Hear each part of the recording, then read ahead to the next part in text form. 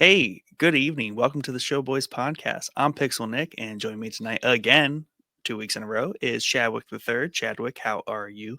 I'm good, man. I'm good. I'm happy to be back. We're running through the anime this summer, and I'm kind of excited about it. Yeah, we flipped the script, and it's just going to be anime summer. We're gonna see how long we can keep it going. So hopefully, when Mike and Dad return, we can just force them to watch some anime as well. They're not that cool. I mean, Dad is. I know Mike doesn't watch anime. He's really boring. Yeah, But maybe we can it's twist his arm. what always cracks me up about that is that he's like super Pokemon. into Pokemon. Yeah, which is just distinctly anime, like Yes. 100%. Everything about Yes. it. Yes. Yeah, Everything about it. It is an anime. It's a yeah, video game 100%. anime. Like, Yeah, yeah, everything about it. There's just no way around that. But heavens forbid he sit down and like watch an anime. yeah, I don't yeah. know. Maybe they might be too violent for him. Like my wife. They're just so violent. They're always fighting and yelling. That's the Yeah. point.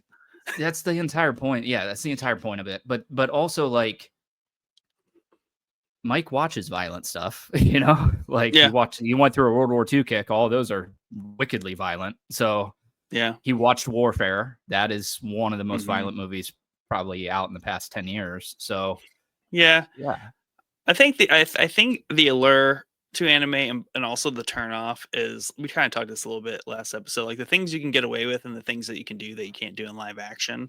So obviously, definitely in like Western media, um, and this is why the anime picked up so much easier in the West, right? Is like the yelling, the passion, right? The acting, that yeah, level of like passionate um, speaking and yelling. You can't really do that with live action, at least in the West. Like we're just not comfortable behaving that way. I'm sure live right. action. I was just like the idea of like telenovelas, right? Like how dramatic they are uh, with like Spanish like dramas, right? Yeah, They're yeah, just yeah. over the top dramatic, but that's like the culture. And the same thing Yep. could be said about kind of like Japanese film. Like even if you watch like the old like any like live action, they're the same way. They're not quite as over the top as anime, but that's the fun of anime is like it is so over the top and you can get to that level of passion much more easily than physically acting that out versus just voice acting it out. Yeah, um yeah.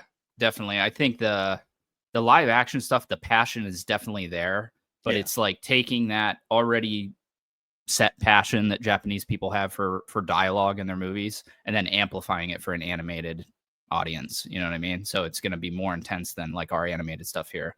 But Yeah. that's now don't get me wrong, that was like the when I first started watching anime, that was like the biggest hurdle I had to get over. It's like, dude, Hmm. some of these characters are really annoying. Yeah. In some of the like big whether it be Naruto or any of the big anime, there's always that one character that even Demon Slayer has one character that anytime he's on screen, I just want to rip my ears off. Like I can't stand listening to at least his English Yeah. voice actor. Yeah. But yeah, that's just part. Yeah, it's part of it. It's what gets funky is so I think there's four of them, four movies. They're called Rurouni Kenshin. They're based off of anime, but they're live action. For the dub of the movie, they brought in the anime voice actors to do the dub of the movie. Then it becomes this weird, like, mix of live action, serious Hmm. drama, but then these anime voice actors who are just way over the top for live action. You know what I mean? Yeah. So the first couple movies, if you watch it dubbed, um, don't hit right. And then I think like the third and fourth movie, they kind of figured it like, okay, we need to tone this down a little bit on the dub, and it's more of a serious dub.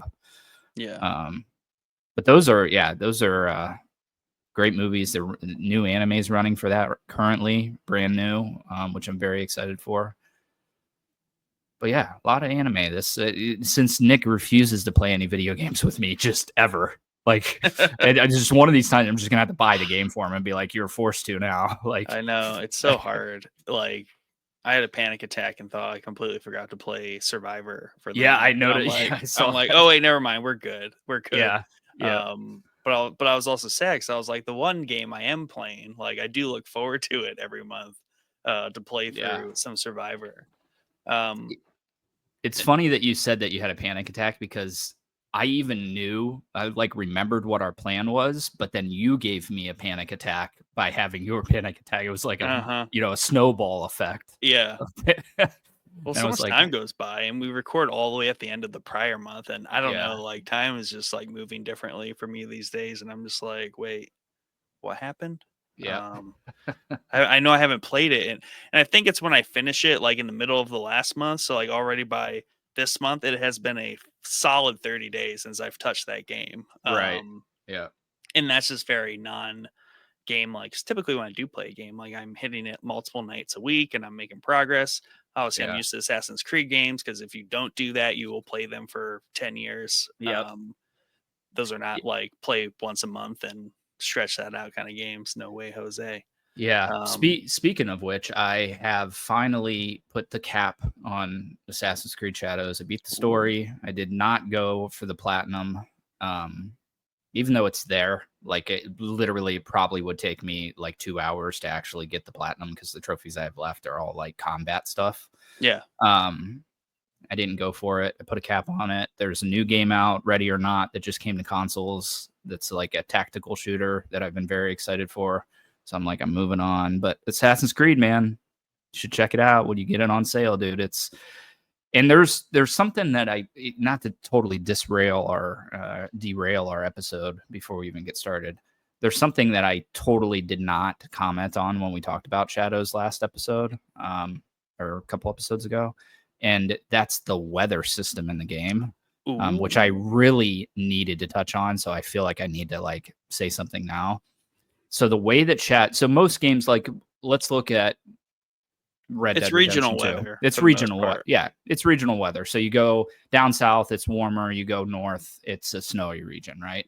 And then it's That's just not like, it's raining or it's not, or it's snowing and it's yeah. not, but it's Yep. regional, yeah. And that is not how Shadows does it. And I have to commend the team on the way that they do it. So it's seasonal. So the entire map gets affected by the weather.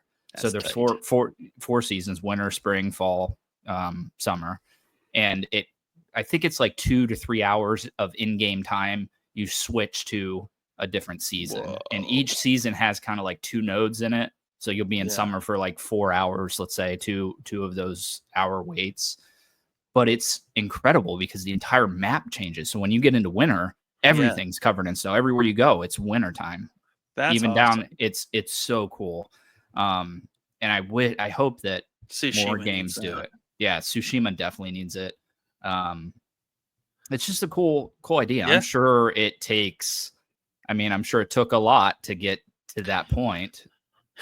Well, yeah, not to completely derail this topic, but the logistics of doing that as game devs definitely have changed, especially with like AI and procedural generation too, Yeah, right? Because before they would have to like build literally four assets and like swap them before you and like some sort of weird like snap or something, but now they can just kind of procedurally generate what snow looks like on these assets, right? That kind of yeah, stuff. So that's the nice thing about the advancing yeah. technology there.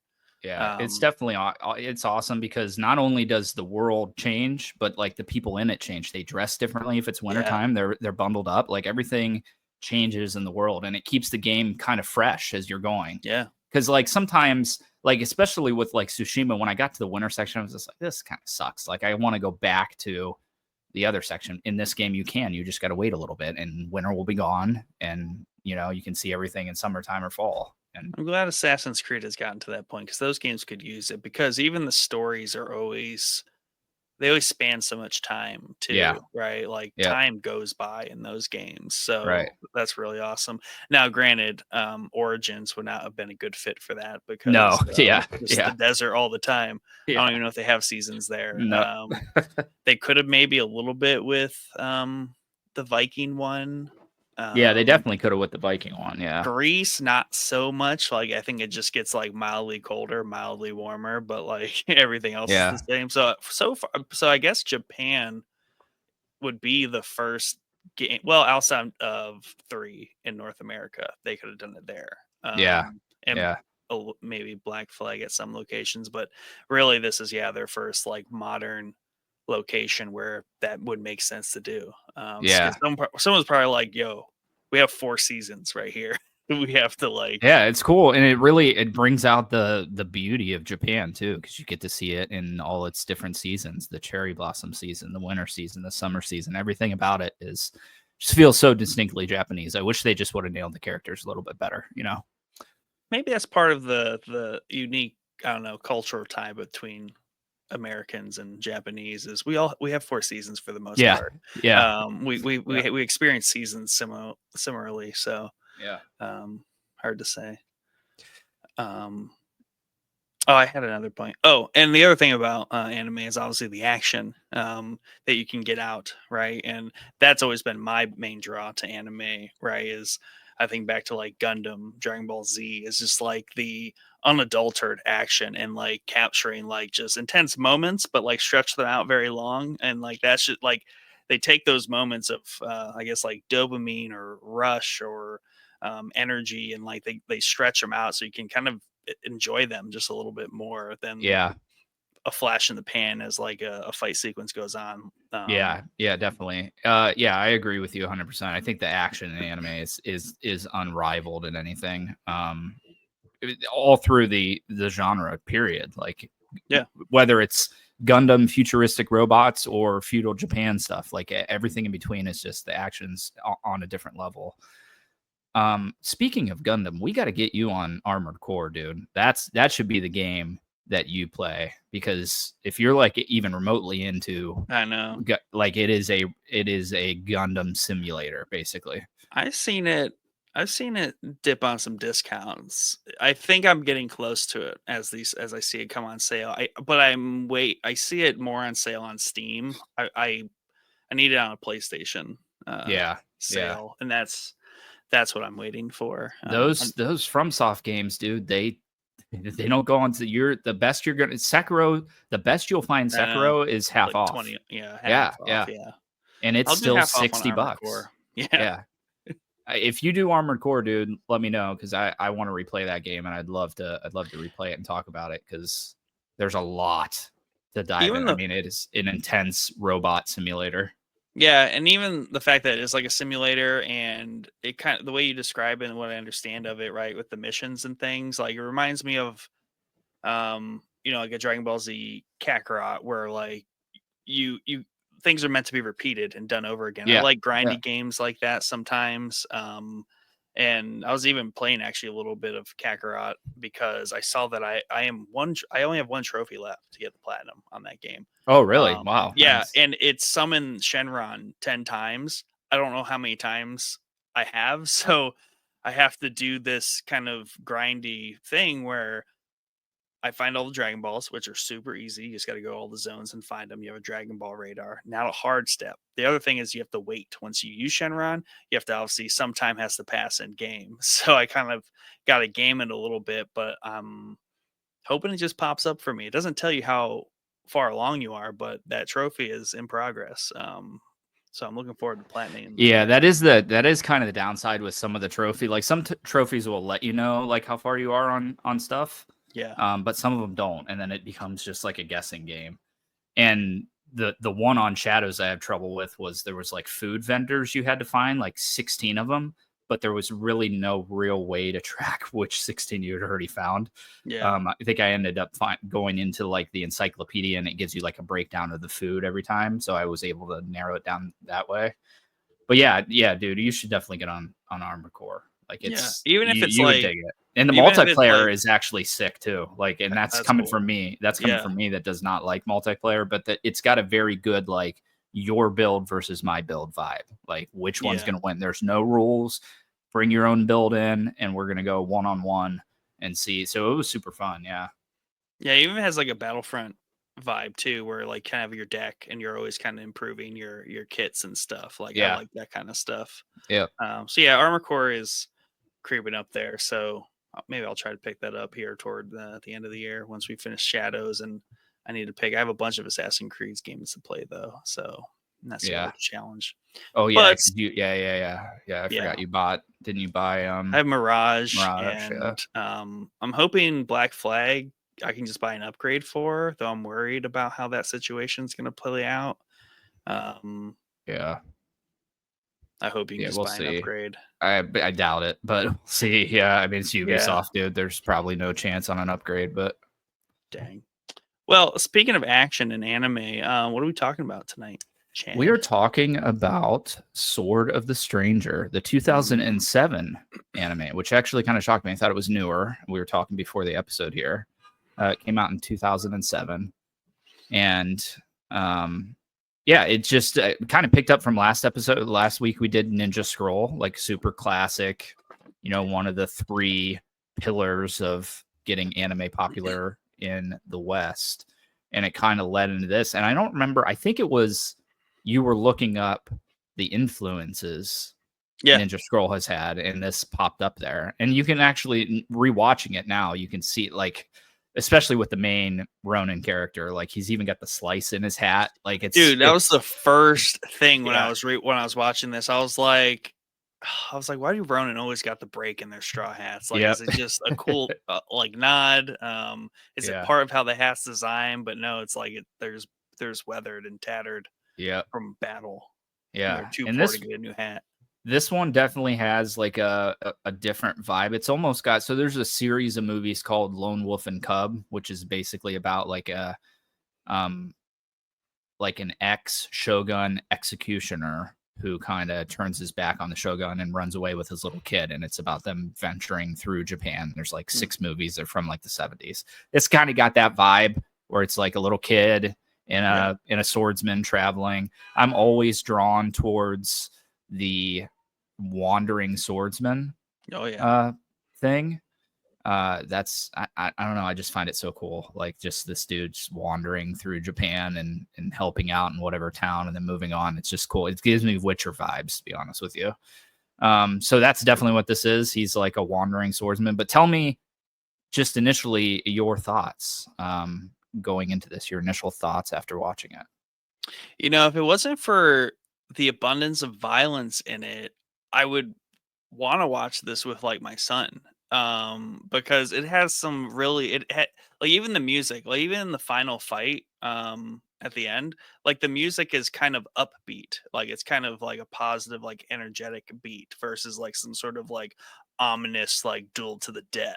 It was kind of like an epic showdown, which it was, but like they had the music to match it. And then even throughout the movie, right? Like, it's focused on this kid, and this kid has like basically a husky or like some other type of fluffy, like cute dog. That's Yeah. awesome. And for most of the story, it's from the perspective of this kid, but like he just encounters the swordsman, who naturally for hire, right, would help him, and then it kind of became more of a little bit of a brotherhood. And Yeah.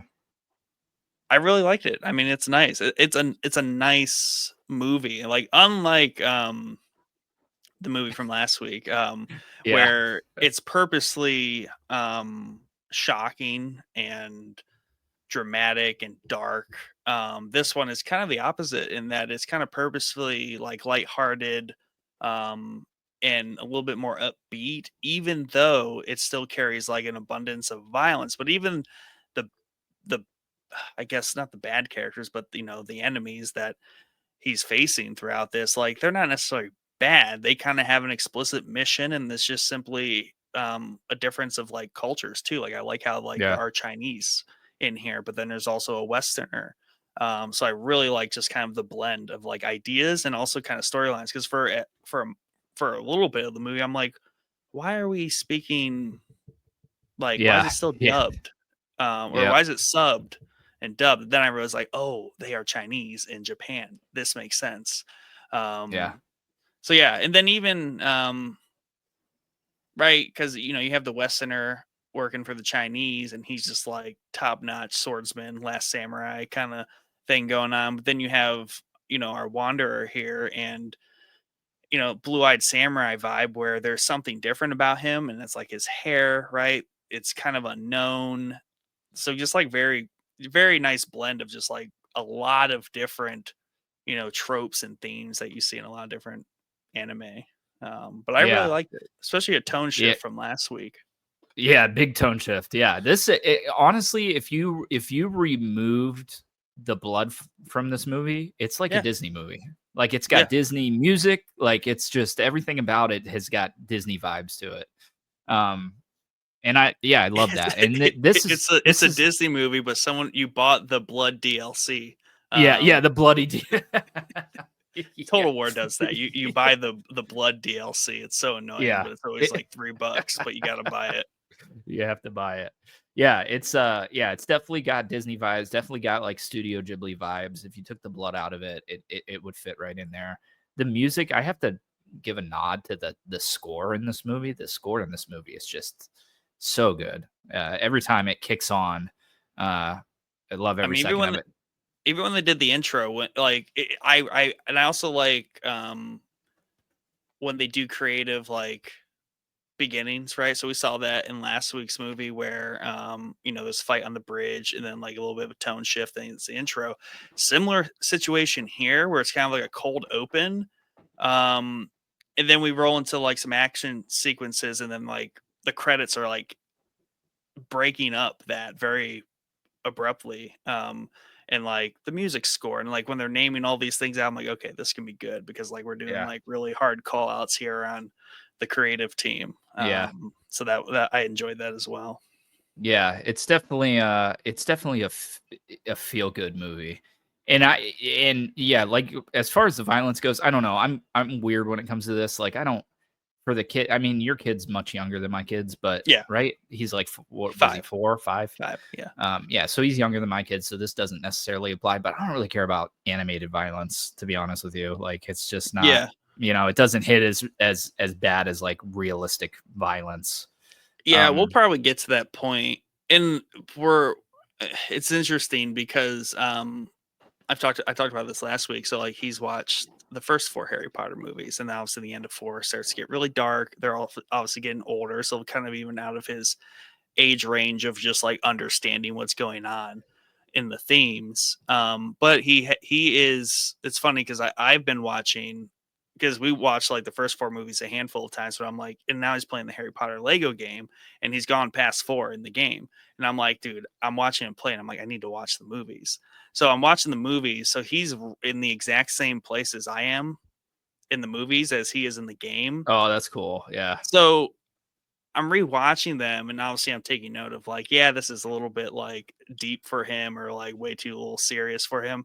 But then I watch him play it in the game, and I kind of like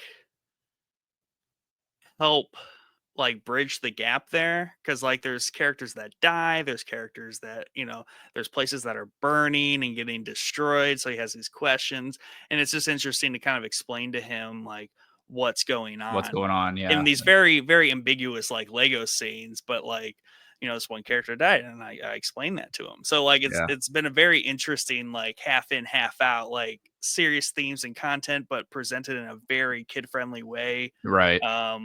So yeah, I feel like kind of testing the waters there in terms of like maybe fast tracking his maturity toward Yeah. Yeah. here's Attack on Titan. Just kidding. Yeah. Yeah. Here, watch this episode 3. That's the one that Brady and I bailed on. I don't know. It's just always been, Yeah. especially if it and I really don't even care about live action violence if it's like humans versus monsters Right.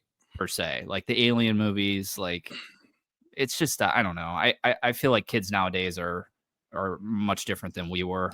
Maybe Yeah. I'm just raising my kids much different than I got raised, but like And it's it's not like just you're it's watching all over. Hostel or like a Right, horror right, movie right. where Yeah. like someone's getting cut up into like Yeah, right. pieces and tortured. Yeah. Very That's different. different. Yeah. Even it's even like very some different. mob movies, like you want to stay away from longer than other violent things because mob movies, like there's people that physically get tortured and It's like brutalized a to death. realistic, Yeah. it's like a realistic violence. Yeah, Yeah. definitely. Yeah, so yeah, anyway, Brady has watched this movie multiple times with me. He loves it. Oh yeah, it's great. And it's just it's another movie. I said this about Ninja Scroll. It's another movie that if like I don't have anything to watch, I'm going to put on to fall asleep to because just the score, everything's chill. You know what I mean? You have your fight sequences throughout the movie, but really the movie is just kind of chill about these two kind of traveling through Japan. It's And it's not just got rated, like a by the chill way. vibe. Neither was Yeah, Ninja Scroll. really. Both of them not rated. Interesting, interesting. I wonder, do they get rated if they go direct to, like Ninja Scroll would have been direct to video, let's say. I don't know if it was, but let's say it was. Do they get rated if they're If they have some sort of broad marketing theatrical release in the States, they get rated because they have to okay? be. I think when you do direct to video or streaming even these days, you don't have to because they're not like marketed to the masses. So the ratings have Right. to be there for marketing purposes. So it's very different if they like say, "Hey, it's a theatrical release, everyone go watch this. It's really awesome movie," and it's just like buttered with violence. That would Yeah, be yeah, make a yeah. lot of people upset. Versus like we have to seek this movie out on Crunchyroll, right? Not everyone in the United States has a Crunchyroll account, so they can't just stumble Right. across this movie or whatnot. So I think that's the distinction. Gotcha. That's interesting though, because you would think that, like, at least for like thinking as like a parent, you would still want the direct you'd still want that stuff rated, whether it got marketed or not is kind of irrelevant. You would still want it. You go to well, you don't have video stores anymore, but you go to the video store, you still want that stuff rated so you can see like, oh, Ninja Scroll sounds awesome. Let's get an action movie about ninjas and watch it with the kids tonight. And then you get Ninja Scroll, which is like not for kids. Yeah, well, in that case, um, they're probably still not like officially rated, but they will get like their little tags like V for violence, SC Yeah. for sexual content, even if they're not rated. So these might have that still, and I'm sure if you bought the DVDs for these, they have those at least on them. Yeah, and I know that the ratings the ratings in Japan are different than the ratings we have here. Yes. Now, I've Aren't read they more online strict? that I read online that they are more strict as far as the violence and sex and stuff. But when I looked up Demon Slayer back all the way back when Brady wanted to start watching Demon Slayer, which was years ago, um, it said 10 plus. I was like, okay, sweet, 10 plus. Yeah, we can watch this. Put on the first episode, and there is a aggressively violent scene that basically has his entire family like slaughtered in his house when he comes back, and there's like blood all over the walls and everything. I'm like, what? Like this is definitely not. But yeah, so I don't know. It seems like you would. It sounds more stricter when you read about it online, but then when you go watch anime, that's like they're very violent in their Well, anime. okay. You know what I mean? I think we've talked about this many, many moons ago on the pod. For sexual content, they're way more strict, and that's way different Yes, that might be it, than yeah. Japanese culture just naturally intrinsically thinks of violence differently. One, it was a part of their culture and history Yeah. much more intensely, at least on paper for them and their customs as well. So the violence, right? Like that's like kind of the way you think about it. Like you don't really care. Like it's fine. Like the violence is not really that big of a deal.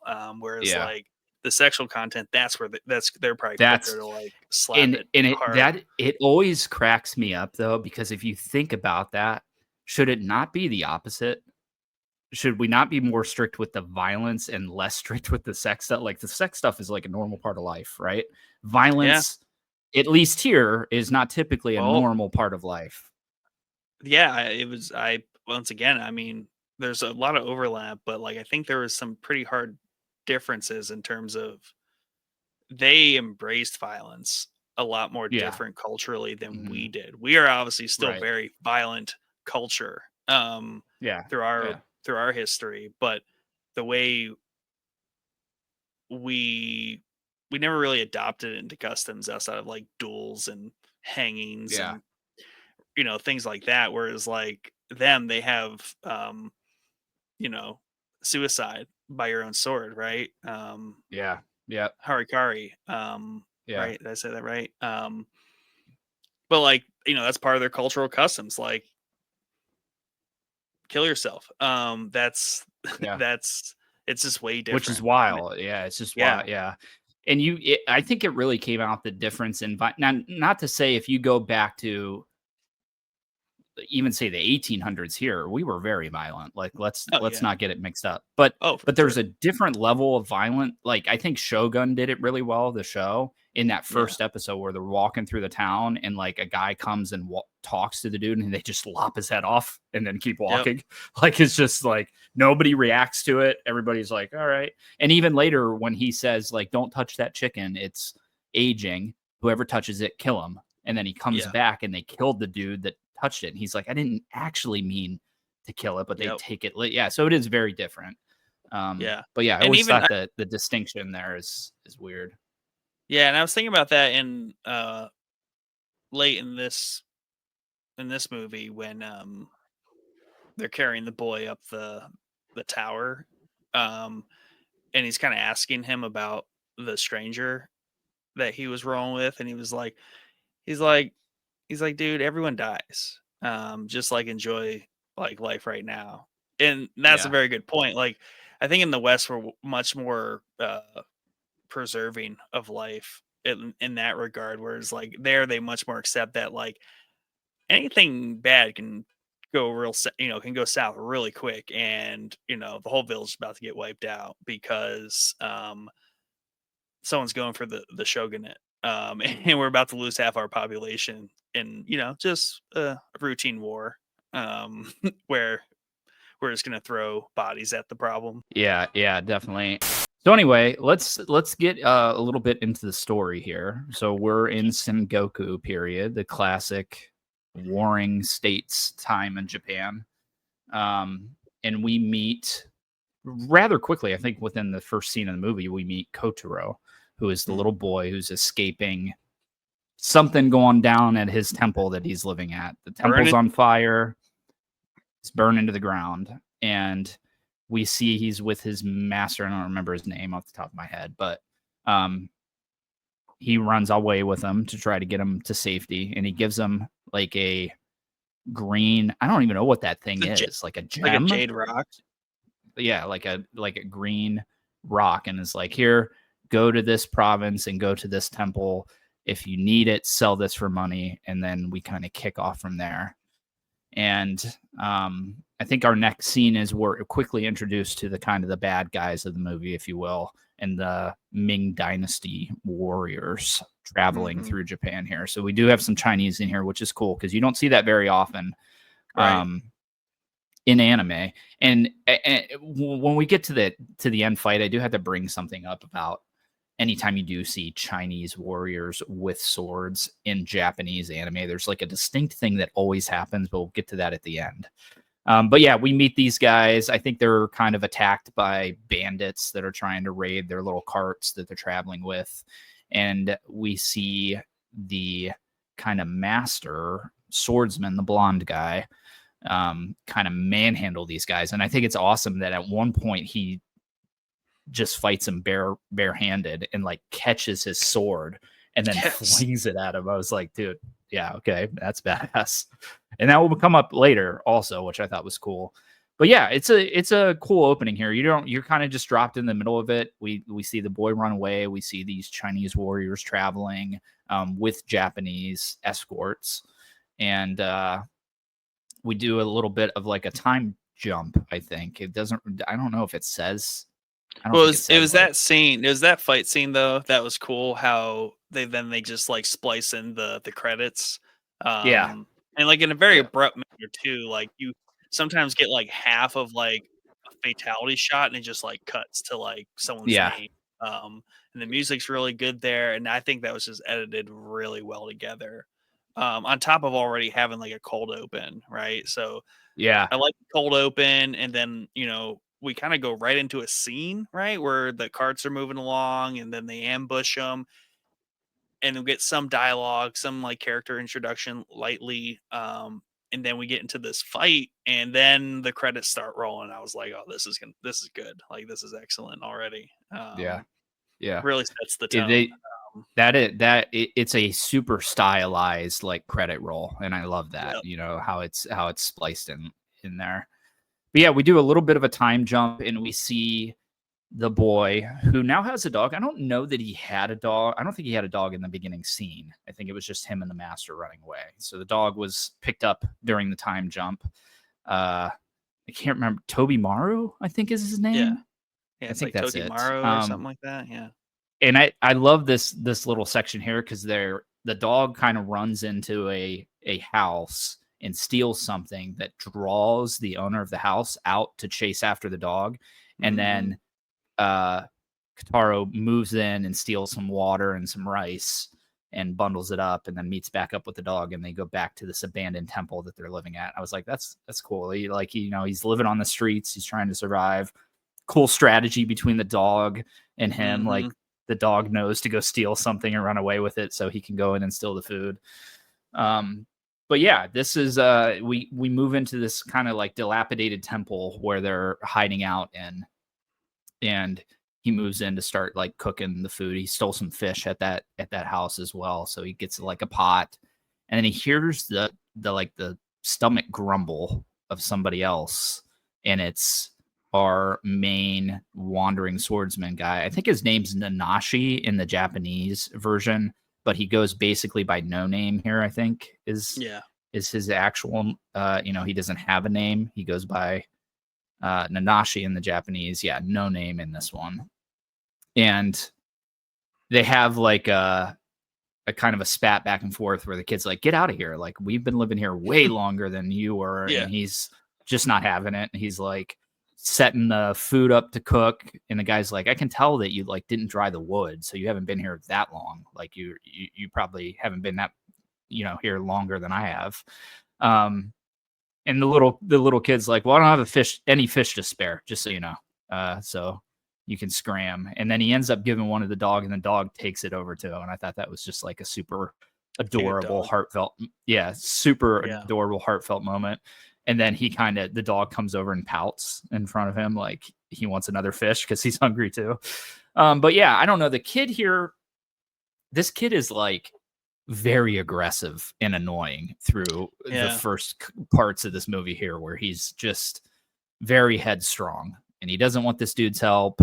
And he's super suspicious of everything. Yeah. Like he's always calling him out. I guess. Yeah, he's always calling him out. Like, you're gonna kill me later, steal my stuff when I'm not around, or just like leave me, report me, turn me over. Like, he's just super suspicious of everything. But yeah, he's super headstrong about it for sure. He's not quite suspicious and cautious. He is more like, I'm gonna like call you out on your bullcrap right here, right now.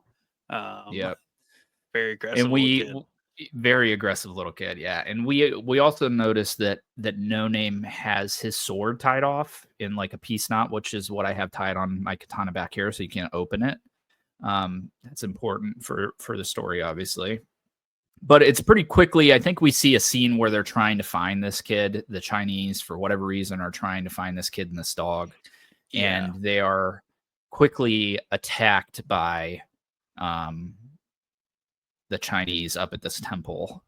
And I love this scene because No Name like doesn't want to fight, and he even sees it at one point. He's like, I'm sorry, I don't want to fight. Like, I got more involved than I wanted to be, and it's too late. Like, we're already in the fight. And the dude's like whip weapon that he has is freaking sweet. And when the boys and I were sword fighting a lot, I made a kusarigama, which is like the chain and ball sickle. And that thing is ridiculously effective at fighting with swords. Like, you wouldn't think in your mind, like a metal ball. Now mine was a squishy baseball, and a chain. Mine was paracord. And then a sickle. Mine was like a Fortnite sickle that's foam. Yeah. You wouldn't think that could fight a sword very well. But dude, it is easy to throw that ball, whip it around the sword, and yank it out of the hands. Like, it wraps around, locks on, and then you can just see. Now I'm yanking it out of kids' hands. Maybe it's harder on adults, but it scales. But anytime I see any weapon that's kind of like that, I'm like, oh yeah, that's so cool. And then the scythe is just kind of like the attack thing. So it's like disarm and then like hook and murder you. Yeah, and a lot of them, like if you watch like any history on the weapon, they would use it to wrap around. It's probably harder to yank it out, so they wouldn't yank it out, but they would pull the person closer and then attack them with the sickle.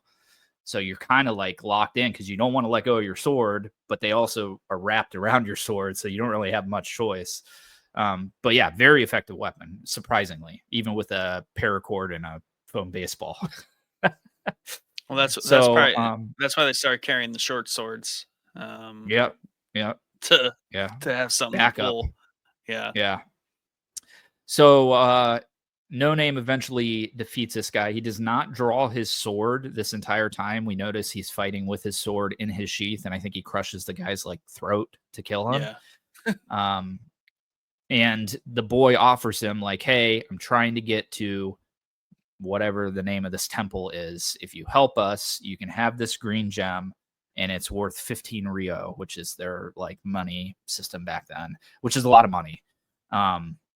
And he offers it to him, and the guy's like, I mean, all right. Like he wasn't going to help him, but now Yeah. he's a wandering Ronin and he needs money. So why not? And during this attack, Toby Maru gets poisoned by one of the attackers, like Kunai, that he has poison on him, and he's like incapacitated. And this throws our little boy through a loop because that's like his best friend, obviously. So the first part of this movie here, they're trying to like cure the dog of this poison. Then the They dog take him to a doctor. Then the dog effectively saved No Name, or like really give him an edge in the fight. Yeah, definitely. Yeah, I think there were two kunai thrown. He jumps, catches one, and then gets hit with the other one that poisons him. Yeah. So they kind of go off to a doctor and get him back up and running.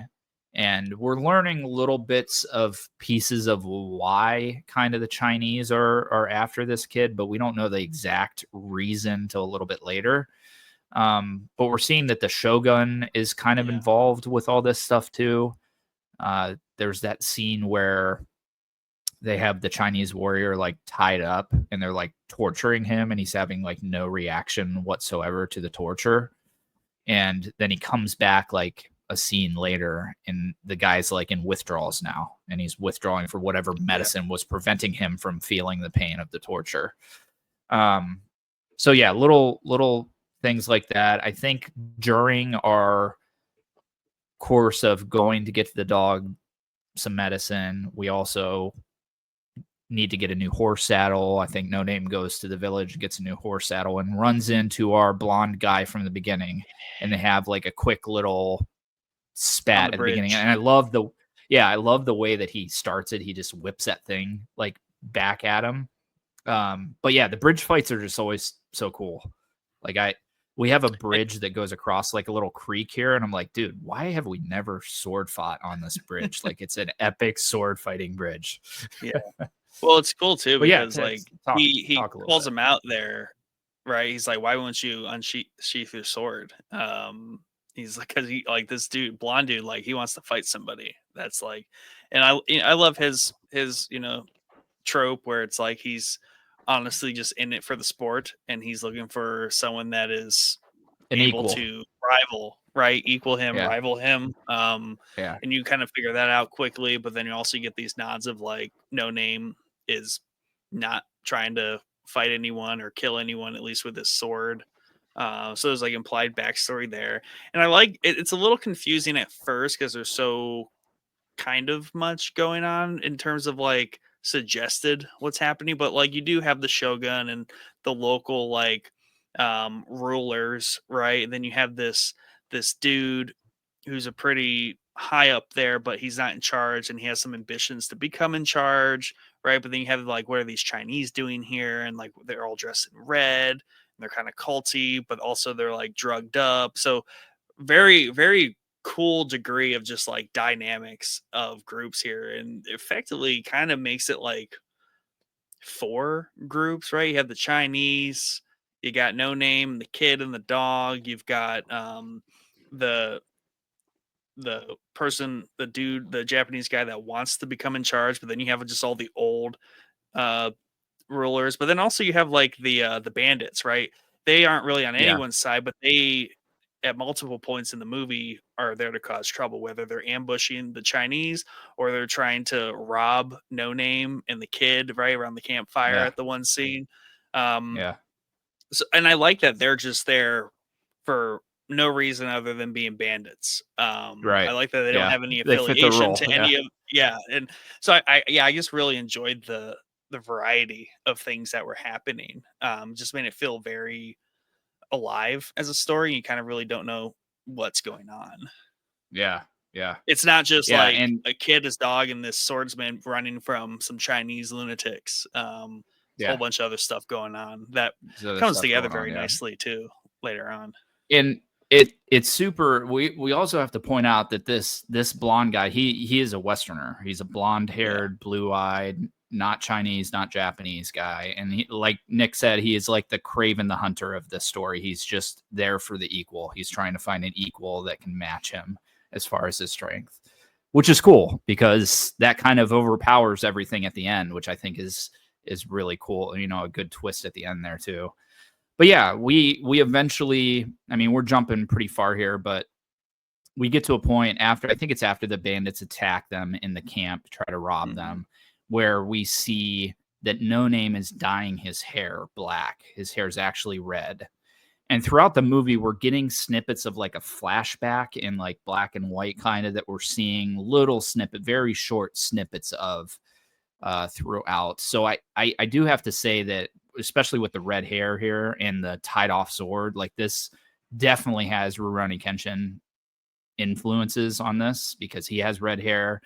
His whole story is like an ex-assassin who refuses to kill anymore, so he carries a reverse blade sword, so he's hitting with the kind of blunt back of the blade, what would be the normal black back of a katana. Yeah. So I think there's definitely some nods here to that.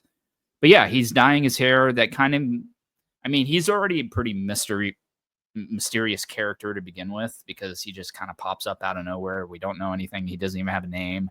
But now we're getting like more mysterious drop. It's like, why is he dyeing his hair? Like, why does he have red hair? And he doesn't really offer. Yeah, he's the other dude could be a Viking. The blonde haired, blue eye could definitely be a Viking. Yeah. But yeah. Well, I also like the dyeing hair scene. Like, it's not just thrown in there because like a handful of scenes ago, he was cooking it outside the one hut they were staying at, and the kid's like, what are you like boiling like cow shit or something?" Or I forget what he said. It was really funny.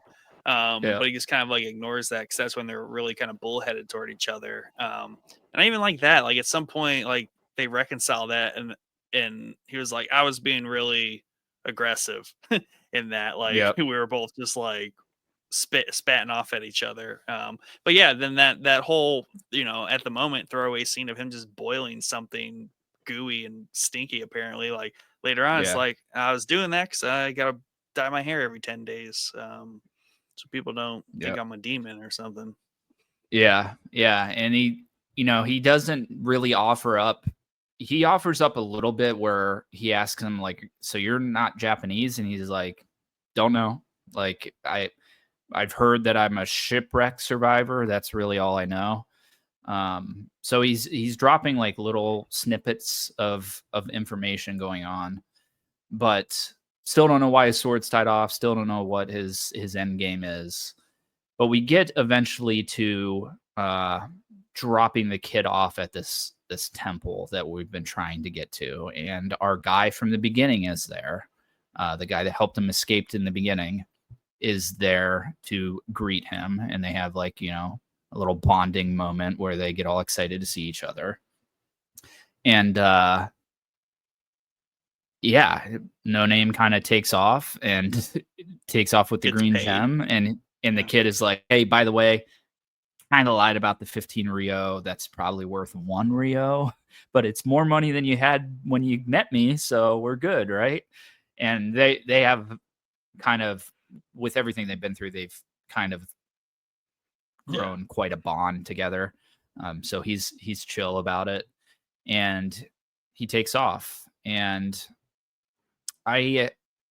eventually this monk character turns on our little boy and hands him over to the Chinese. And I'm not exactly sure when we learn. We might have passed over it, but they're after the little boy because they're trying to make a medicine for immortality, and they believe through a prophecy that this little boy's blood is going to be able to do that if he is sacrificed at the specific time and date at the specific temple that they're building throughout the movie. We see little snippets of them building this wild temple Yeah, and it's a big structure. suspicion to the local like warlords and stuff. Like that's kind of their main driving factor throughout the movie is like, what are these Chinese doing here? And why are they doing this stuff? And we really don't like any of it because they're foreigners and we don't like Yeah, them. Like there's that right. whole thing. But coupled with the guy, the warlord guy that wants to become the local, at least local, I don't know, they call him Shogun. Do they call no, what do they call him toward the end? It isn't Shogun. It's I don't think it's Shogun. Daimyo, maybe? I can't remember. Yeah, I can't remember. But yeah, eventually our main bad Chinese guy learns of the older guy that's in power's kind of betrayal, and they yeah, take him and tie him up and kind of use him as a human shield for this so big good. battle that's starting around this temple where we have the Chinese there trying to sacrifice this kid. No Name has learned now that something is off and he's gone back to the temple. And I love this interaction that he has with the monk where, he basically cuts the robes off of him and he's like, you have Yeah. no right to those holy robes, and takes off towards where he saw the kid being taken. And our movie kind of hits its climax at this big battle where everybody's coming. The Chinese are here, the Japanese are here. We have the old Japanese guy who's tied up, being used as a human shield to prevent the Japanese down on the ground from attacking this temple that they've built. And I love the new up and comer just shoots him with an arrow, Yeah. and turns around and is like, here, at the end of the day, he's dead. Like, he was always going to be dead. He's tied up there. Follow me. If you don't want to follow me, leave, but follow me. And everybody kind of bows down to him, which I thought was what a Yeah, power play, you know? I know. That was really good, and I like that. And then it kind of became like a siege battle, which I also liked. That I didn't see Yeah. coming. Right, we didn't just like sleuth into this fortress. No name doing this thing. Like it's under the Yeah. pretense of this siege. Finally, between the Japanese and the Chinese. Not any really point of the boy or anything. Really, just kind of settling the Chinese being here, them causing trouble in the land, things like that. And also Yeah. this guy is kind of a power grab. But it also has made me think, I was like, man, that escalates so quickly because this guy just like pops up and he's like, hey, obviously they know him, but they're like, hey, screw that dude, follow me. You can have whatever you want, right? If we succeed. Yeah. But meanwhile, like obviously a bunch of y'all, everyone's gonna die in this. And even his like lieutenant there was, they were kind of in a good spot during the battle, like they had broke through and they were kind of winning. He's like, I do have a request, and like, it sounded kind of important, like you really wanted to ask him of something, but then he just gets like completely obliterated, right? Like Yeah. moments later. Yep. So I was Yeah. just thinking about, I was like, man, like, yeah, they just sign up to like they're promised anything they want, but there's two things. One, you're likely gonna die, and if you don't Right. die, this dude's going to continuously ask you to do more to achieve the thing that he's trying to Yep. achieve. So like it's just like a snowball effect of, I don't think you're going to get much out of this situation, but whatever. Yeah. Yep. So we have I like this. that he's So a we have spear this guy too. giant. Yeah. Yeah. Yeah. For sure. That is like something that's not like they were very versed in spears, samurai. It's Yeah. never anything that's really shown in a lot of samurai. And we It's skipped always the over sword. this blonde haired dude and this upcomer Japanese taking charge. They dueled earlier in the movie. Yeah, at the dojo. Yeah, Yeah. yeah. So he kind of rolls up to the dojo and grabs a wooden sword and duels this guy. And that is important because they do find each other in the mayhem here again. And that's when he pulls out the spear and he's like, I've always been better with my spear than I have been with my sword. And they have a nice little battle. And I the way that it so let's just set the scene here. So we have the little boy up top who's like tied up, covered mouth, tied up. He's got robes on him. We have like this old priestess character up there. I said priestess. I meant priest-ish character. I don't know really what he is, but he's up there. But they have to wait to a specific time before they can sacrifice this kid. So that's why they're not just killing him outright. They have him tied up, and this battle is going on beneath. But yeah, at one point, No Name eventually makes his way back, and this is the score here, dude. When he's running up that side, that score there is so good. And Mhm. he eventually oh, you know what? Let's go back because I think we did skip over the big flashback scene. And I can't remember when that big flashback scene exactly happened. But we do see what the full flashback was of that we were getting snippets When he of gets throughout the the blood movie. on when he gets the Chinese blood on his eye, which I assume is, like, kind of poisonous to him because they take that medicine. I think when that happens, we get the flashback between the pivot from him fighting all the Chinese specialists and then fighting blonde-haired dude. I Yes. Yeah, yeah, think yeah. somewhere in there. But I also wanna note, So like, I like how all the Chinese warriors, like, they all have, like, a specialty, like, there's a couple, like, really good archers, the one has the scythe and yeah. the ball chain, another one I think is, like, a spear, but I just like how they all have these, like, small personality and, like, types too, and they kind of fight the group of them. Yeah. But also, like, that is also just granted, like, we're talking about Japanese foot soldiers, and they're kind of just throwaways that are fighting these Chinese, and they're just kind of plowing through them, but they're also taking damage. Like, Right. they, Yeah, big time. the main Yeah. warlord dude spears the one chick, but then he has them just pepper her with arrows, but she's still kind of going. All Yeah. that was just so cool. As Yeah. they slowly take them down, but even when they were down to the last two, and the blonde haired dude's like, wow, he killed both of them. That's impressive. Yeah. But then even the priest, when the priest shoots the warlord during his duel Yeah, with the dude. blonde dude, Yeah. and he was like, get up here. He killed whatever his name was, the big dude guarding the boy at the top. And Yeah. he just whips his sword at him. So just like an incredible array of just like sequences and like things happening both simultaneously, but then also get a lot of good attention to them.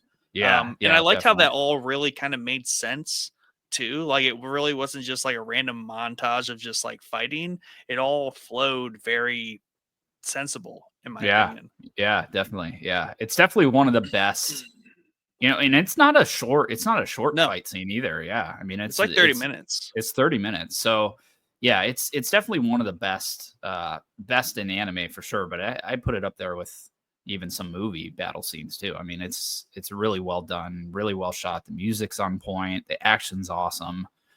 But yeah, we eventually get to the point of this flashback, and we see a flashback of No Name with his red hair working under a different samurai lord as what seems like being told to execute two kids, and he's kind of hesitant to it, and he eventually does it. And I don't know if this is confirmed per se, but they don't show him actually killing it. It's just you like hear it in the background, but you see like a piece of white cloth that slowly gets soaked up with blood, and then the next shot is on his sword that's tied up with that. So I think that is that that white piece that's Hmm. soaked from blood from the kids that he killed. I think that's what's tying his sword off, which I think is a cool touch. But we eventually, I think what it is he gets like knocked off and knocked out down into the bottom from something and Oh, then that's wakes up. right. The And then tower he starts goes to up. Yeah. collapse. Yeah. Yes. Yeah, yeah, yeah. That's when we get the flashback. He eventually wakes up, and that's And when that the epic run towards the top of the tower starts. Yeah, and you would think the dog like is gonna, the dog's barking at him because he's kind of like trapped down the towers and stuff. And you would think the dog would focus on trying to save him, but no, this dog is aggressive too. And this dog is Yeah. like, I'm just gonna go save my boy. Yeah. That he's got to figure that out on his own. Nothing I can do. I'm gonna go save my boy. And I thought Yeah. that was great. And then uh, No Name kind of like shows up with his epic entrance after Yeah. he comes out of his little dream flashback Yeah. sequence. Yeah, so we see why he's kind of so gung ho, and even the kid in the flashback is very reminiscent of Kotaro. Mhm. Like he talks the same. He's got that same aggressive, Yeah. I think he's go ahead and do it, you damn coward or whatever. Yeah, he reminds him a lot probably of the kid. So we see why his sword's tied off, why he's decided to do that. We see why he's so gung ho about saving this kid is a little bit of a redemption arc for the stuff that he's done in his past. But yeah, we get this epic run up to the top of the tower where he bites the cloth and takes his sword out and just makes the most epic snipe shot from far away, throwing it and killing that big guy. But yeah, the gunshot, dude, I was just like, it shows the difference between the Japanese soldiers in the story and the Chinese soldiers, where they have like no honor. Like he shoots him, like, I think in the back, and it's like, just get up here. Like, you guys have been fighting for 20 minutes. Like, I can't wait any longer. There's more important things happening. Just forget your little sword fight down there. We got stuff to do. So we eventually get to this kind of the climax of the climax. Everyone's basically dead. We get our blonde hair, blue eyed Chinese Westerner up at the top with no name, and the old priest like character. And I thought this was super cool. The priest goes to shoot him. He's like, move out of the way. Like, you're in my way. I want to kill this guy. And Yeah. the Westerner cuts the gun in half and cuts the dude's arm off. And it's like, barely, no, almost completely off. It's like hanging at a right yeah. angle. Yeah. And I like how these dudes are so like doped up, they just cannot feel any pain. Can't feel it at all. Yeah. Yep. Yeah. So I thought that was cool because he finally found his equal, the guy that he can, Yeah. And I know, like how he was like, I thank you for bringing me to this land, right? This has been a very rewarding experience. Appreciate you taking me this far. This is where this story kind of ends. I'm really not interested in this anymore. I want to Yep. fight this dude. Yep. Yeah. Yeah. I love that. I love that about the character. And we get an epic fight scene between these So two. good. So good, dude. Everything about it. Multiple pause and breaks, and then just Yeah. like intense. Even yeah, it it's interesting because they capture like just the intensity I was talking about earlier. Yeah. With the sword clanks and like how fast they're moving, but also it's still semi realistic. Like it's just like a very intense action sequence. Maybe some of the like leaps over each other that they're doing, especially when he's like running again, like up the larger steps, and then like they Yeah. leap and they're sword fighting, but it's still grounded somewhat in like realism. It's just like the only nod is that they are super swordsmen, and they're Yeah. just like going head to head. Yeah. Otherwise, like they're not doing anything too crazy, other than like dramatic falls and like extra big jumps. Yeah. Yeah. So yeah, it's an awesome way to end it. I was worried when he threw his sword, because anime does this a lot, where they like throw their katana and then they end up fighting with like just hands or something. I was like, please, I want a cool sword fight between these two. But luckily, he gets back up there, and I think it's either the dog or the kid that gets the sword for him and gives it back to him. Before they start or during it? It might be before they start. The kid grabs the sword off of the big dude that he and threw tries it at. to tries And then to then he's like guarding him while he's like trying to fix the blood the blood. situation in his Yep. eyes. Yeah. And have a little conversation about, the blonde haired dude offers him the drug to like get rid of the pain. He's like, I'd rather feel the pain. Reminds me I'm Yeah. alive. It's like, I like you. Because the blonde dude doesn't take the drug, because they noted that earlier in the movie. They're like either asking him why he doesn't or anything like that. But already kind of like the blonde dude's like throughout the movie kind of making note how he's different than the Chinese.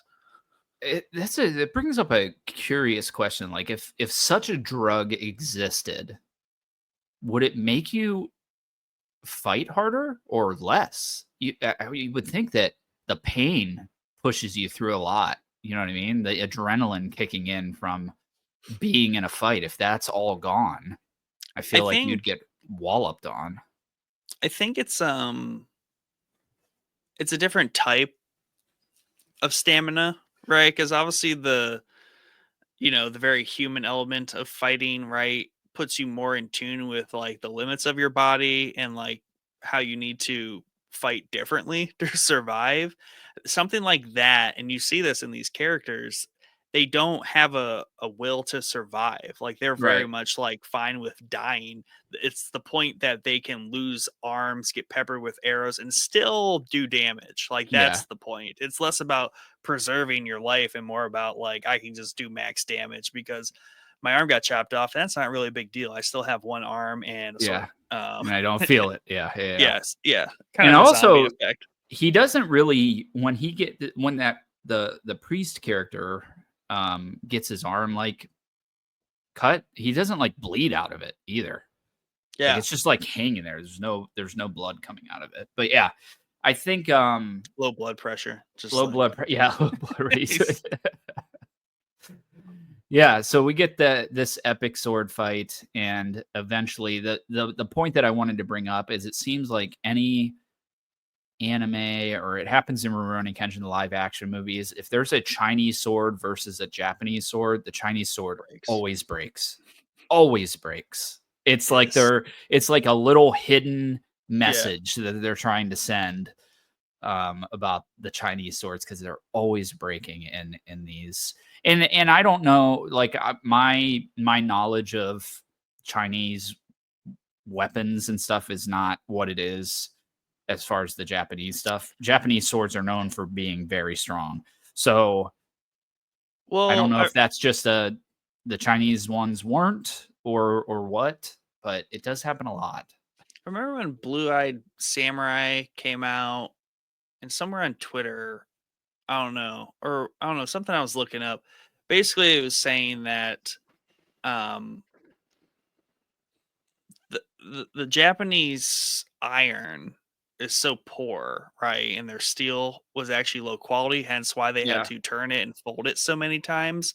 But it was basically saying even the strongest katana would just break against a European like long sword Oh because the yeah, but steel is yeah. that much superior, right? Yeah. So it is interesting though that like the Chinese get picked on that, Chinese Yeah. versus Japanese sort of Chinese sort of always loses or breaks at Yeah. least. So maybe Chinese also had poor iron and steel and they just did not work it enough They to be didn't work stronger it than a enough. Yeah. katana.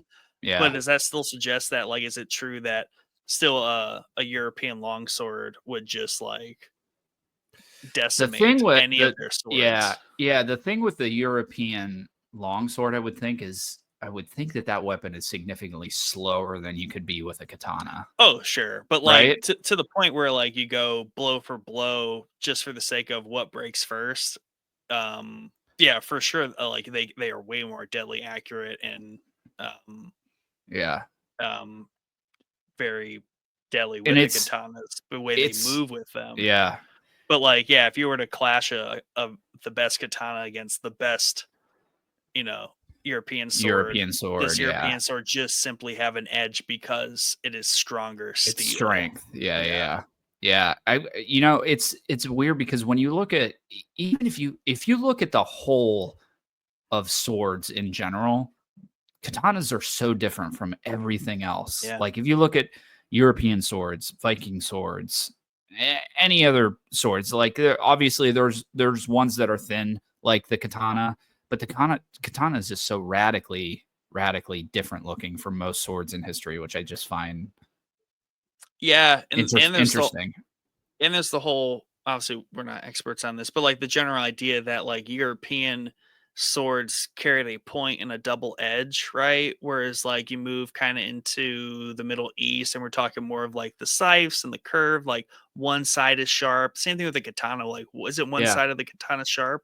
Yep. Um the same idea in terms of like how those designs are because like European swords like they can use both sides of them, like especially Right. the way they fight with them.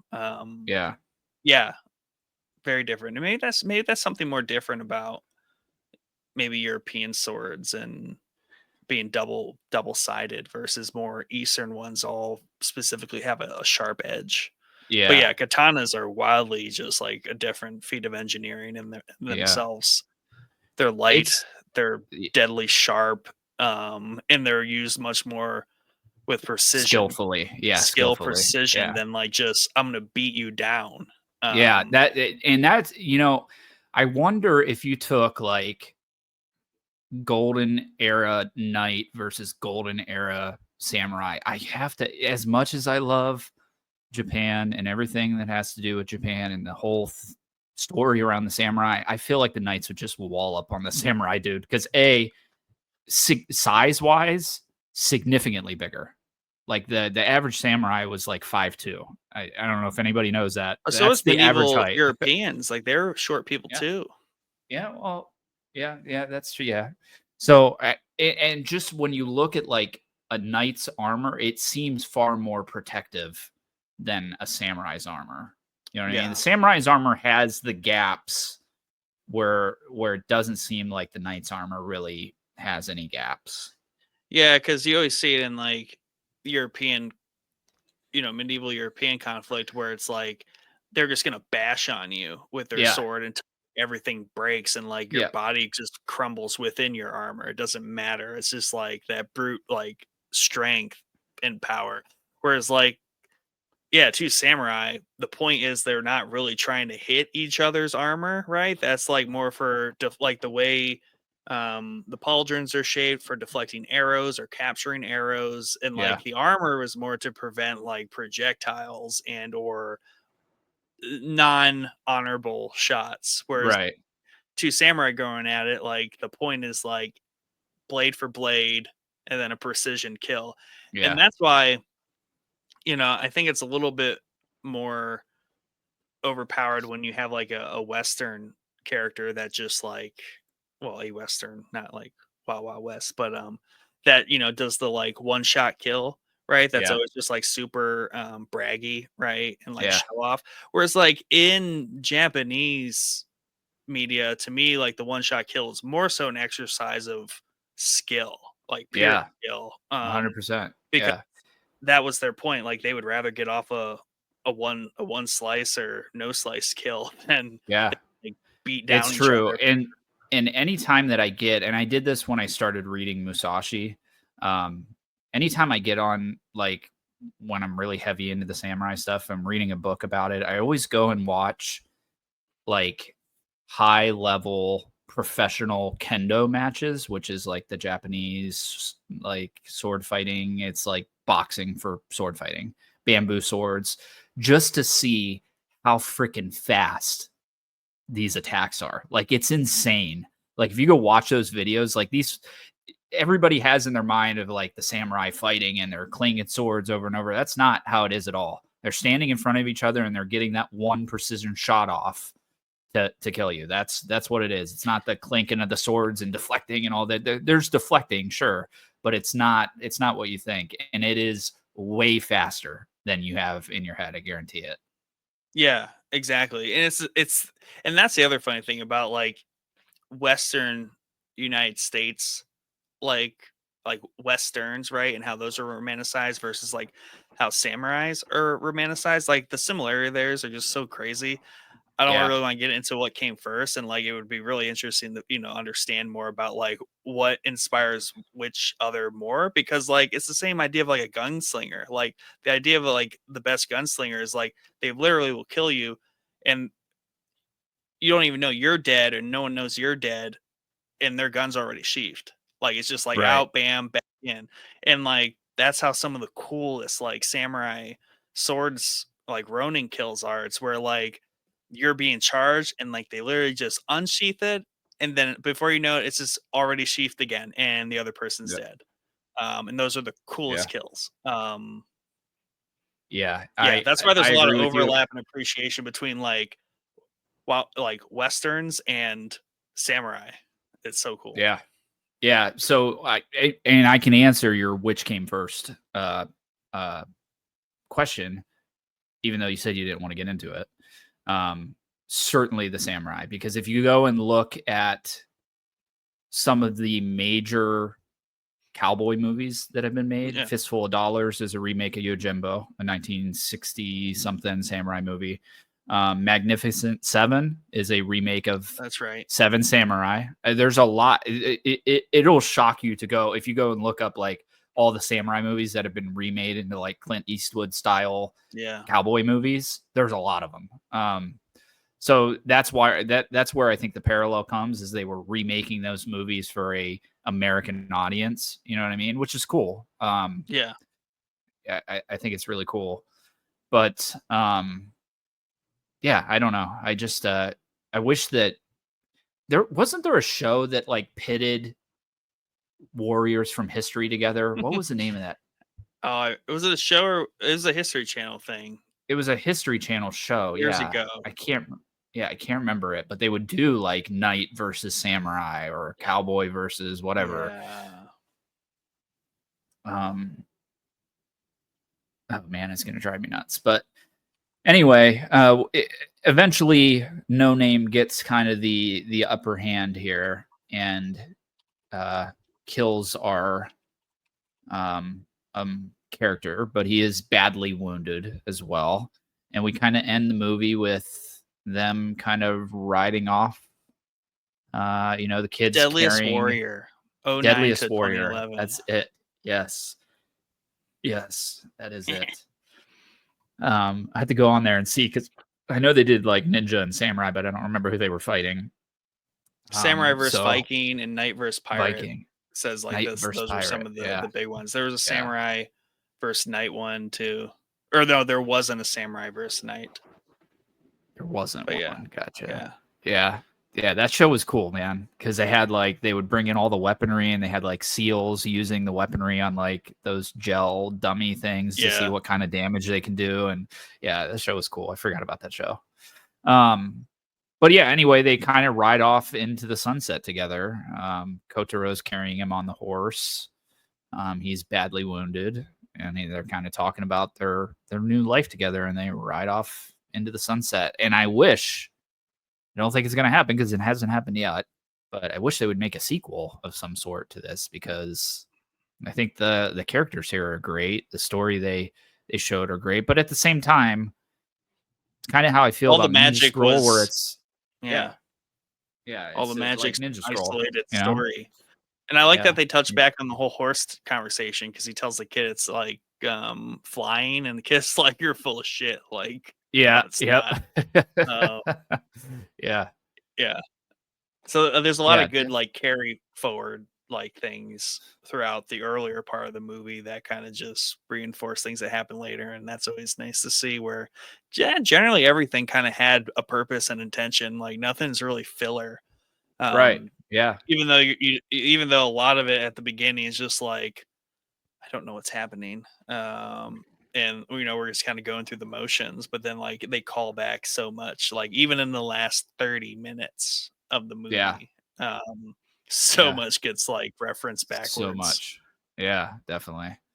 Yeah. Great movie, man. If you're into if you're not into anime, this might be like a good watch this. And if you vibe with this, it might be a good jumping off point for somebody who's new to anime.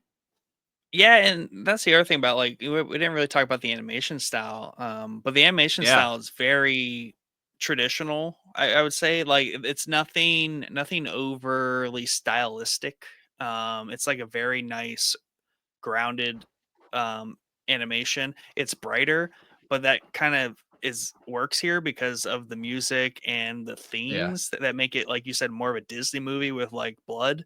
And it just has a much more straightforward, I would say palatable animation style than like something like Ninja Scroll or even you name a ton of other animes where like these days animes like really stand out with distinct animation styles that are very that make a statement, whereas like this one is like just, it also reminds me of a very Disney type animation where you got your flat backgrounds, you got your characters moving about. It's nothing overly complicated. Those flat backgrounds, though, if you really look at them, they look like they're like water painted Yes. backgrounds throughout the whole Yeah. movie, which I think is gorgeous for the scenery in the background. Yeah, so, So like, yeah, that's where the lighting works is because, like, they don't need the darkness that Ninja Scroll has because that was more of a lack of detail in the environments, where it's like, right. yeah, like, especially I'm thinking about the village, like, even at the bridge scene when Blondie versus, No Name first fight, and it's like, it's over a bridge, there's water, the dude's, like, fishing below, and he's struggling with this whole fish situation that he has going on, completely disconnected from up there, but, like, they had to do some, like, big shots, and, like, there's Yeah, ample scenery going on there, and yeah, they look like watercoloring, like hand sketched paintings, drawings, and it just has a yeah, very like maybe like the original Snow White kind of feel, like yeah, just yeah, yeah, yeah, very very easy on the eyes would be yeah, a good way to definitely. like think about it too. So yeah, very palatable if anime isn't always your thing, like this Yeah, one I think it might be it. start here. Yeah. Because like, if you recommend Ninja Scroll, people are gonna be like, what is going on in anime?" You know what I mean? This is like an easier, like, "Hey, you're an American, you've never been into anime, just just dip your toe in the anime pool with Sword of the Stranger. Don't dive in headfirst with Ninja Scroll." Yeah, if they didn't open with like a burning, well, actually, if they just take out the Chinese versus Bandit like credit opener, right? You have a burning temple, kid running away with his master, sets him off on his own. Like that's a very Disney type intro, Very, yeah, yeah. like tragedy, sadness, Yep. little kid has to go off and fend on his own and survive, right? And then you kind of like fast forward and then introduce the kind of like the hero, right? No Name. So if they skip the bloody like credit opener that has the rowdy soundtrack, you Yeah. basically have a Disney movie, Yeah. and Yeah. you wouldn't know until later on, then people When would they're be like, trying to oh sacrifice this little kid for his blood, yeah. yeah. Yeah, so yeah, Yeah. you could get away with like a good 30 minutes before realizing this is a bloody Disney movie. But unfortunately, the opening credit establishes that Ruins very that early. pretty Like, quickly. don't Yeah, worry, yeah, there's blood to be spilled. yeah. So I'm looking. It's funny because I pulled up the Wikipedia page because I was trying to see if there was a sequel in talks ever. It doesn't look like there's any mention of it on here, but it says that it's described as Lone Wolf and Cub meets Rurouni Kenshin, which, for the record, if you go back about an hour, is exactly what I said. Lone Yeah, Wolf and Cub and Rurouni Kenshin. The Lone Wolf and Cub movies are great for that. What you were talking, like the sword comes out and the sword goes in, like that's yeah, how he fights throughout those movies, and they're like super over the top Quentin Tarantino level of blood spurts and violence, and very 1970s, so it might not be everybody's jam. yeah. Did you ever see, I can't remember, have you seen Kill Bill? Yes. So So the like second, that. well, yeah, I mean, yeah, definitely that was a huge inspiration to it. Yeah. That and Lady Snowblood, which has the same, crazy blood spurts, but Talking about the um Cub or Roni Kenshin? Lone Wolf and Cub. Okay, Lone with the Cub. Yeah. Um, yeah.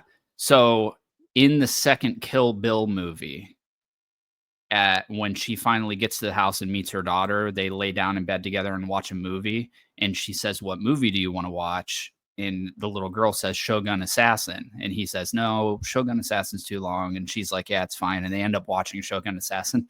That is a mix up of the first two Lone Wolf and Cub movies put together, kind of spliced together, cut some scenes out of each of them and put them together, and then dubbed it. So not a That was kids movie something by any stretch of the imagination. But that Like, was something someone actually did to those movies, and then, like, that's yeah, another movie, that's those 2 movies spliced together? yeah, it was like, so they were going through. I think they only ended up doing two of the Shogun Assassins, which might be the first four movies. I can't remember. There's a lot of movies. Um, but yeah, they were basically adapting and narrowing the story down for one movie and then dubbing it and then sending it Mhm. over to America. So you can find Shogun Assassin. I don't know. Shogun Assassin 2 might be a little bit more difficult to find. But yeah, for anybody that doesn't know, that's the movie they're watching at the end, which is hilarious because it is one of the most violent movies I've ever watched. And she's like watching it with like a 9-year-old who asks for it specifically, which I just thought was hilarious. and they have a much more Americanized name like Shogun Assassin. Like that just Yeah. feels a little more American than Lone Wolf and Cub. Yeah, it's actually based off of a manga. I actually have a couple of the manga. That's what the original 1970s movies were based off of. There was rumors they were going to remake them. They're great stories, but who knows? Hope they remake them because those ones are a little rough to get through, especially the Japanese ones. Because in the 70s, yeah. You're adding a lot of you're adding a lot of stuff in that I just don't vibe with. 1970s movies, Japanese audio, Yeah. So that's the nice thing about this though. It's like 2007, but it has a very like 90s vibe to it, which is also nice about the it really does.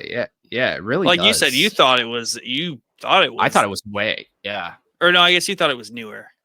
I definitely thought it was newer. I mean, 2007 is not old by any stretch of the imagination. No. I'm saying that because I graduated high school in 2007. But hey, that's not bad. But yeah, I don't know. I would have put this at like 2012, 2013, maybe. Yeah, no. But no such luck. That does it for our second anime, I think.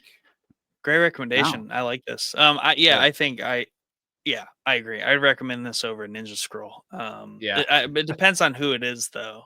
Right. You got to know your audience, but you can't go. Okay, I'll put it this way: you can't go wrong with The Sword of the Stranger. You can go wrong with recommending Ninja Scroll first. Yes, so, you can. Safe bet is this one first. But if you're feeling spicy, then you can, to the right person, you can do Ninja Scroll. Yeah, I forget the. What's the story Mike always tells where he asks his neighbor to watch a movie and it's just like real off kilter. It's the same idea. It's like moving to a new neighborhood and you're like, oh, what do you like to watch? You should watch Ninja Scroll. That's what I watch every night before bed. Yeah, I love it. Well, cool. Well, thanks for another great recommendation. What's next week's movie? Yeah, I don't know. I'm gonna have to think about next week's. You have time to think. The thing about anime movies, specifically if we're sticking with the samurai theme. If we're not sticking with the samurai theme, I already have one off the top of my head. But the thing with the samurai anime movies specifically is this is like almost kind of it. You know what I mean? There's not they don't have movies. Yeah, the movies. So I would love to do some Studio Ghibli stuff. Like you want Disney, like that is Japanese Disney through and through. And they have some great, they have one that takes place in like post World War II Japan. They've got a ton. Now they are a little bit on the longer end, a lot of them. But my go-to would be Spirited Away, which is probably the most popular, well-known one. But it's 2 hours and 5 minutes long. That's not that too bad. This one, that came out in 2001. Yeah. Oh, that looks good. Fantasy film written, directed by that guy. Much more kind of like Dragon Ball Z animation style. Yeah. All of his stuff is.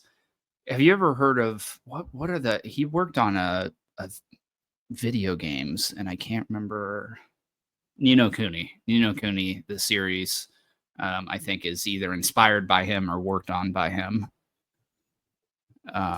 Also didn't know that the Dragon Quest series is worked on by the Dragon Ball Z guy, whatever his name is. So that explains why all his characters look.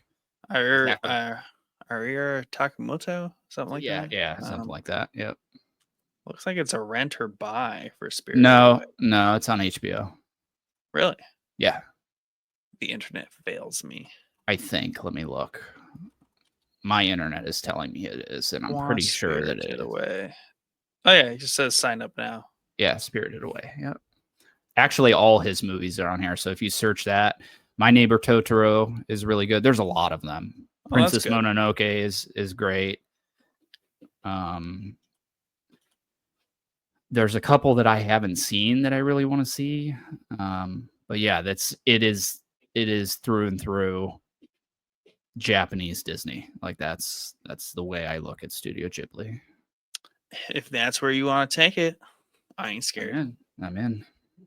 And then we can do ones that you haven't seen that want to see by him. Yeah. As the next one. Yeah. I need to get a baseline here for yeah, baseline wise, Spirited Away would be my first recommendation for tight. sure. Yep. Well, is that all? That's all. All right. Well, summer anime continues. We will plow forward. Mike won't watch Spirited Away because he doesn't have HBO. Lame. He's not gonna be down for it anyways. Probably not. He's lame. We gotta find like a Pokemon movie for him to watch. I'm sure he's probably seen all of them, but he would. You know what? He would be annoying to review a Pokemon movie. Yeah, he would. Yeah, he would. He'd be like, so much dumber than the games. Just play the game. I'm like, oh, Yeah. okay. Well, not the game. Play like all of the games. Then you'll really know what you're talking about. Right. Pokemon fanatic. Can't get enough. Well, thanks for tuning in. This was our coverage of I always mess this up. The Sword of the Stranger. I literally, when I looked for the image for the thumbnail, I typed it in backwards. I was like, the Stranger and the Sword. Yeah. That's a little dyslexia coming out there, huh? Yeah, it is really bad. But yeah, Sword of the Stranger. Definitely recommend, and go check out our Ninja Scroll review from last week. And it sounds like we're gonna do Spirited Away next week. So the summer shall continue on. Thanks for tuning in, and until next time, deuces.